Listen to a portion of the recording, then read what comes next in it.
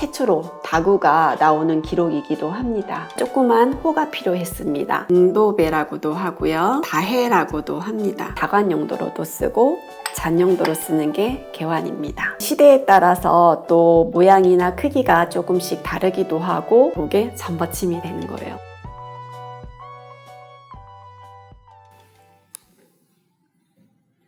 안녕하세요. 반갑습니다. 바쁘고 반복되는 일상에서 차 한 잔이 주는 여유 누리고 계신가요? 몸과 마음을 힐링을 위해서 마음에 드는 차주전자와 찻잔 하나 골라 따뜻하고 향기로운 차향에 잠시 쉬어가면 어떨까요? 오늘은 차를 우리는 데도 필요하지만 찻자리에 한층 즐거움을 더해줄 여러 다도구에 대해서 알아보겠습니다.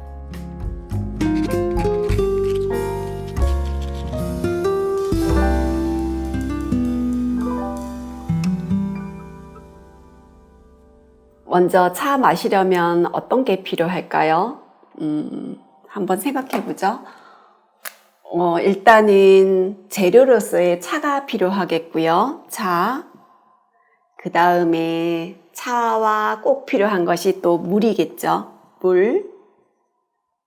그리고 더 맛있게 좀 잘 우려지려면은 불이 필요합니다. 요즘에는 전기나 가스 등을 이용하지만 이전에 옛날 같은 경우는 숯을 주로 이용을 했습니다. 그리고 다음에 이런 것들을 진짜 먹고 마시려면 다도구가 필요한 거죠. 여러 가지 다도구가 필요합니다. 다도구에 대한 최초의 기록은 중국 한나라 서한시대 왕포 동략에 나오는데요. 동략은 문서입니다. 왕포라는 사람이 자신의 친구 부인인 양해를 돕기 위해 작성한 노비 매매 문서예요. 아마도 이 노비가 죽은 친구 부인을 굉장히 많이 힘들게 했던 그런 사람이었던 것 같아요. 말도 안 듣고 게으르고 또 자기 할 일을 제대로 안 했던 그런 노비라서 고민을 하고 있던 중에 이제 이 왕포가 생각을 한 거죠. 자기가 노비를 사겠다. 이렇게 해서 작성한 노비 매매 문서인데요. 이 문서에는 이 노비가 해야 할 일을 일일이 적어 놓았다고 합니다. 차와 관련된 내용만 주로 얘기를 해보면 노비가 해야 하는 일 중에서 차를 다리고 그리고 닭이를 씻어서 정리하는 일 정리까지 해야 되고요. 그 다음에 무양이라는 아마도 차시장 같아요. 무양이라는 곳에 가서 차를 사는 일까지 차를 사는 일 이렇게 차를 사는 일까지 노비가 해야 할 임무로 적어 놓았다고 합니다. 이게 왕포 동략이 차에 관한 최초의 기록이자 또 최초로 다구가 나오는 기록이기도 합니다. 그럼 오늘은 우리가 다도구에 대해서 한번 알아볼 건데요. 현재 다도구는 너무 종류가 많고 해서 우리는 주로 우리가 마시는 입차 위주 기준으로 해서 다도구, 필요한 다도구를 한번 알아볼 거고요. 차후에 말차라든지 또 홍차, 서양 홍차 관련 다구들이 있거든요. 그런 거는 별도의 시간을 갖도록 하겠습니다. 제일 처음으로 차주전자, 다간에 대해서 알아볼게요. 다간은 차주전자입니다. 여기 있는 것들이 다 다간에 들어가는 거고요. 입차를 우려 마시는 주전자인데요. 이 입차를 우려 마시는 거를 포다법이라고 얘기하는데 이 포다법으로 된 거는 중국 명나라 때부터라고 보시면 돼요. 원래 인류 최초의 차는 떡차예요. 그러니까는 녹차로 치면 그거 찻잎을 따서 또 이제 쪄가지고 그거를 찧어서 어떤 틀에 박아가지고 딱딱하게 뭉쳐지면 그거를 나중에는 또 먹을 때는 그거를 가루로 내가지고 끓이거나 가루로 낸 거를 다시 격부를 해서 그렇게 마셨고요.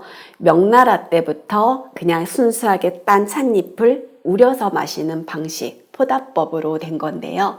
이 포다법으로 우려 마시는 거, 이 차를 먹기 시작하니까 조그만 호가 필요했습니다. 주전자가 필요한 거죠. 이 명나라 때 그래서 등장한 것이 자사호예요.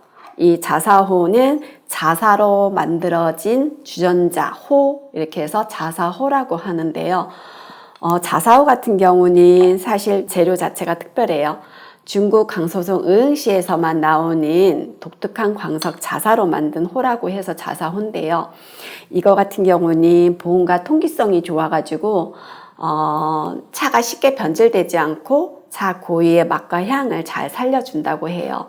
그리고 이 자사호 자체도 이렇게 쓰면 쓸수록 길이 들여지면서 양호되어지면서 더 부가가치가 있게 더 자연광도 생기고 예뻐진다고 합니다. 이런 자사호가 있고요. 그리고 이렇게 재질에 따라서 다양하게 다관이 있는데요. 여기 자사호 종류가 있고요. 요거는 임다관입니다. 은으로 만들어진 주전자고요. 요거는 동다관, 그리고 일반 도자기 다관도 있겠죠. 백자 도자기 다관이고요. 그냥 유리로 만들어진 유리 다관 등등이 있습니다. 보통은 손잡이 부분이 뒤쪽에 출수되는 그 부위 뒤쪽으로 있는 게 일반적이에요. 손잡이가 이렇게 되어 있는데 얘 같은 경우는 지금 손잡이가 불이 옆쪽에 있어요. 요걸 기준으로 부리 쪽을 기준으로 봤을 때 옆에 달려 있죠. 옆에 달려 있어서 요거는 행파다관이라고 합니다. 그러면 요거는 불이 뒤쪽이기 때문에 후파다관이라고 하고요. 요거는 옆쪽에 달려 있기 때문에 행파다관이라고 해요. 보통 이렇게 잡거나 잘 따라서 이렇게 하면 되고요. 손 잡는 게 나름대로 편합니다. 그리고 또 요것처럼 다관이지만 이렇게 위쪽으로 손잡이가 있는 게 있어요. 이런 거 같은 경우는 상파다관이라고 합니다. 불이 위쪽에 달려있기 때문에 상파다관이라고 하고요. 근데 요거는 실제로 다관은 아니고 탕관입니다. 탕관은 어떤 거냐면 요거는 찻잎을 순수하게 우려주는, 차를 우려주는 주전자고요.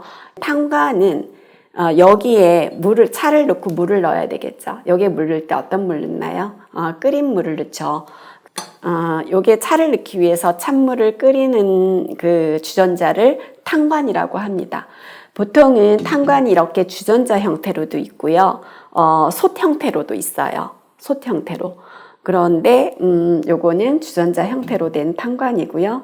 이제 다관이 이렇게 위쪽에 있으면 손잡이가 상파 다관이라고 하고, 은다관 같은 경우는요. 은은 특성이 차가 아주 부드럽게 만들어주고요. 부드럽게 차를 마실 수 있고, 은은 또 반영구적으로 사용할 수 있어요. 처음에는 고가지만 반영구적으로 사용한다고 하면 나름대로 그래도 괜찮겠죠. 그리고 은은 예전부터 향균 효과, 살균 이런 쪽에 좋기 때문에 우리 건강에도 또 도움이 되고요. 그리고 늘 관리를 잘하면 새 것처럼 쓸 수 있다는 점이 있고요. 그리고 은은 조금 열전도율이 많이 빨라요. 그래서 지금 손잡이 같은 경우에 여기 까만 부위가 있죠. 이런 거는 이제 열 차단을 시켜주는 그런 역할로 되고 있습니다. 은다관 같은 경우는 이제 열전도율이 워낙에 빠르기 때문에 사실 이제 찻잔 용도로는 적합하지는 않아요. 그래서 보통 나오는 게 다관, 그리고 수구, 그리고 거름망 정도가 은으로 많이 나오고 있습니다. 다음은 개환 알아볼게요. 이것들이 개환이고요. 개환은 뚜껑이 있는 완, 뚜껑이 있는 잔이라는 뜻이에요. 그래서 이렇게 생겼고요. 개환은 차를 우리는 다관 용도로도 쓰고 안에 찻잎을 넣고 뜨거운 물을 부어서 잔대용으로도 씁니다. 지금 여기에 차와 물을 넣고요. 여기에 찻잎을 밀면서 이렇게 약간 틈을 벌려서 이렇게 차를 마시기도 하고요. 그 다음에 여기에 차를 넣고 물을 넣어서 그 다음에 찻잎을 걸르면서 내려주면은 그게 바로 다관이 되는 거거든요. 그러면 한번 차를 내려볼까요?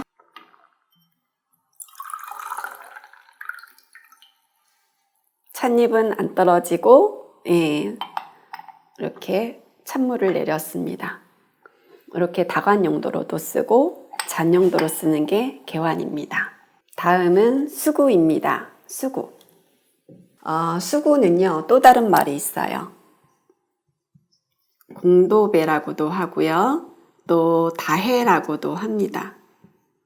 수구는 물 식힘 그릇입니다.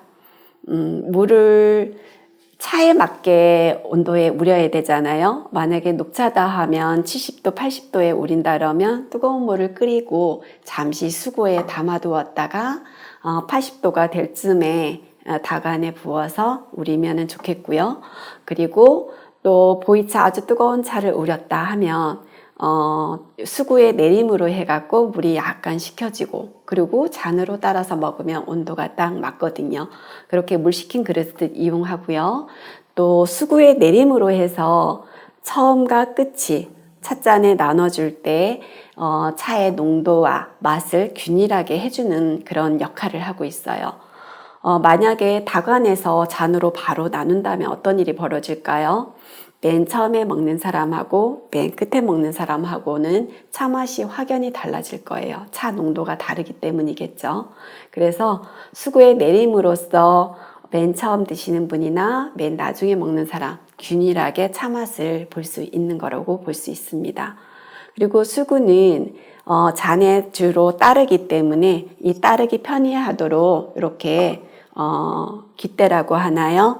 이렇게 달린 것이 특징입니다. 우리나라 다도구에서는 보통 손잡이가 없고 이런 식으로 되어 있고요. 여기에서 잔으로 이렇게 따라서 하는 역할로 수구가 있습니다. 이 공도배라는 말이 수구를 역할을 잘 얘기해 주는 건데요. 이런 뜻이거든요. 배자는 잔배자고요.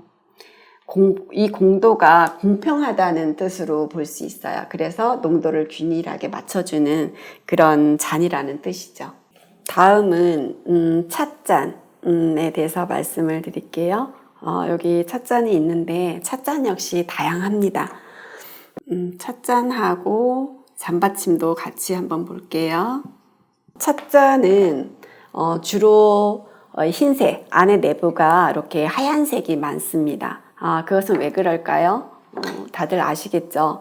탕색을 잘 그대로 드러나주기 때문입니다. 노란색 탕색, 조금 진한 탕색, 여러 가지 있는 그대로를 잘 나타내주기 때문에 흰색을 주로 많이 쓰고요. 그리고 찻잔은 주로 지금 여기처럼 도자기 찻잔이 일반적이에요. 일반적인데 찻잔이 시대에 따라서 또 모양이나 크기가 조금씩 다르기도 하고 색상도 또 그 시대에 따라서 조금씩 달라졌어요.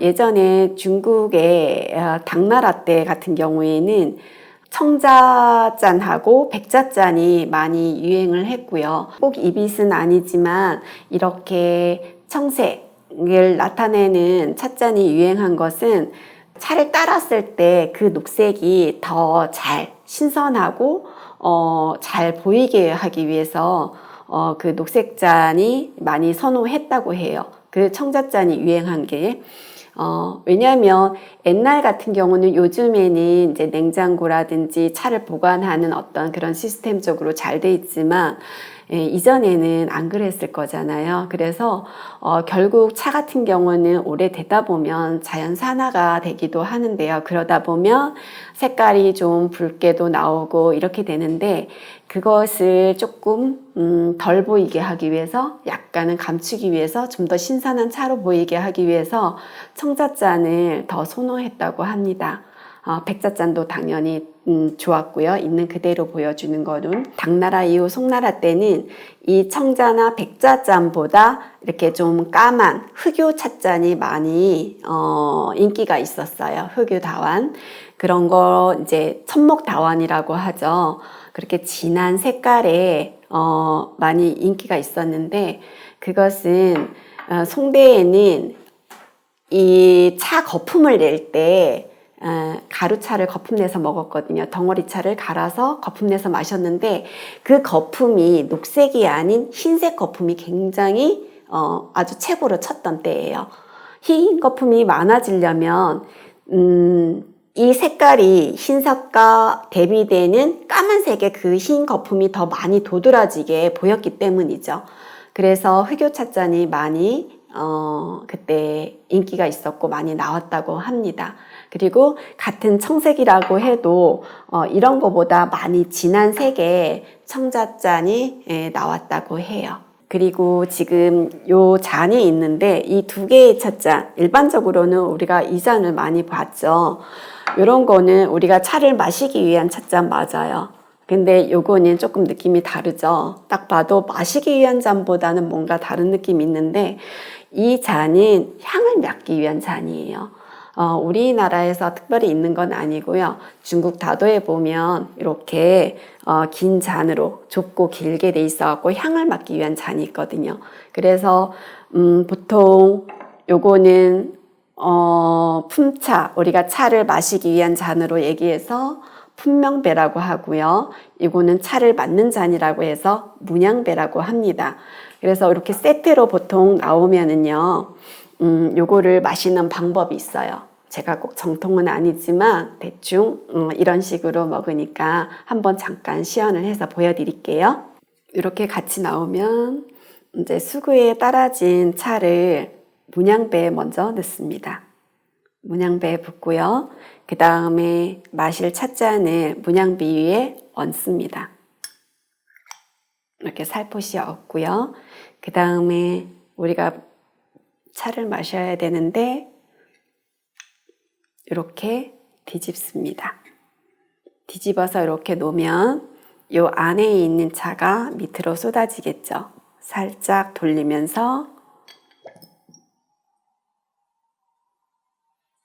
이렇게 놓고요. 여기에 있는 잔이 이쪽으로 쏟아졌고요. 그 다음에 요거에 담겨졌기 때문에 차 향이 여기에 고스란히 남습니다. 향기로운 차 향을 맡고요. 그 다음에 요걸 내려놓고 차를 마십니다.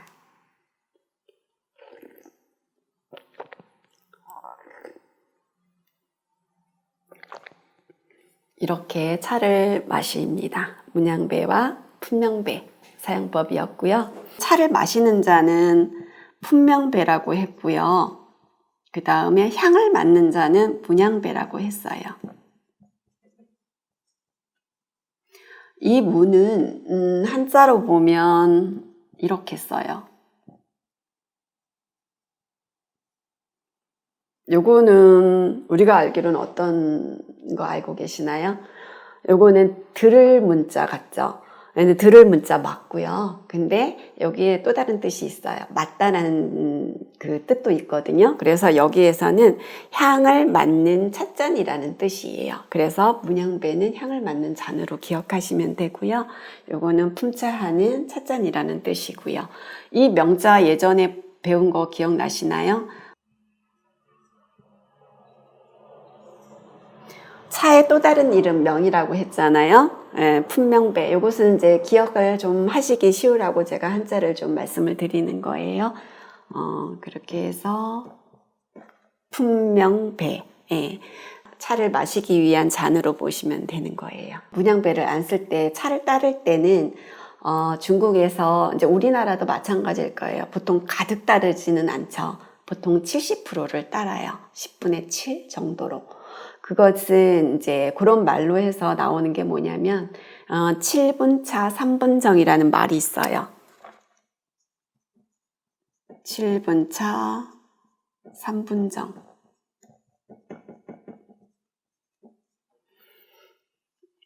70%는 차로 채우고요. 그 다음에 30%는 뭘로 채우나요? 네, 정으로 채운다는 뜻이에요. 굳이 꽉 넣지 마시고요. 정으로 채울 30%는 두면은 좀 더 낫겠죠. 이것도 잔으로 보면 돼요. 우리가 이거를 다완이라고 하는데 가루차, 말차를 마시기 위한 잔이거든요. 여기에서 직접 차선으로 격불해서 직접 마시는 잔이고요. 많이 크지만 역시 잔입니다. 우리는 잔을 완으로 표현을 합니다. 그리고 잔받침을 볼게요. 찻잔을 낼 때 이왕이면 잔받침이 있는 게 훨씬 더 풍미도 있고 뭔가 대접하고 바치는 느낌이 들잖아요. 이 잔받침은 중국 당나라 때 처음 사용이 되어졌고요. 여기에 어떤 설화 같은 게 있는데요.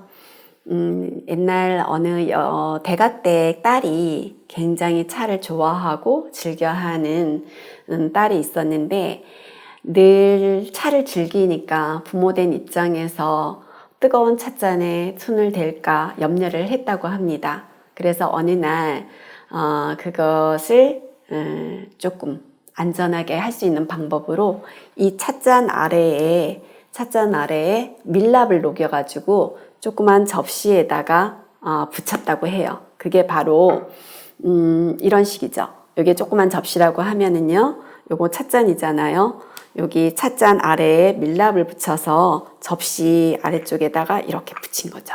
그러면 어떤가요? 이게 잔받침이 되는 거예요.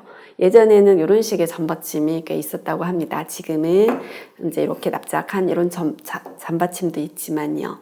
그렇게 해서 잔받침이 처음 만들어진 거고요.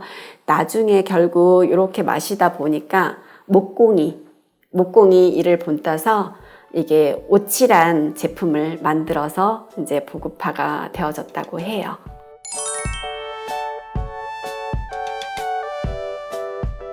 시중에 보면 세트로 나와 있는 것들이 있어요. 차통의 중요한 것은 냄새라든지 습기 이런 게 스며들지 않도록 우리나라 찻상은 여러 가지가 겸할 수 있는데요. 찬물색이 여기에 묻어나지 않게 이렇게 진한 색깔을 써요. 아주 촘촘하게 되어 있는 거를 쓰는 게 일반적으로는 좋고요.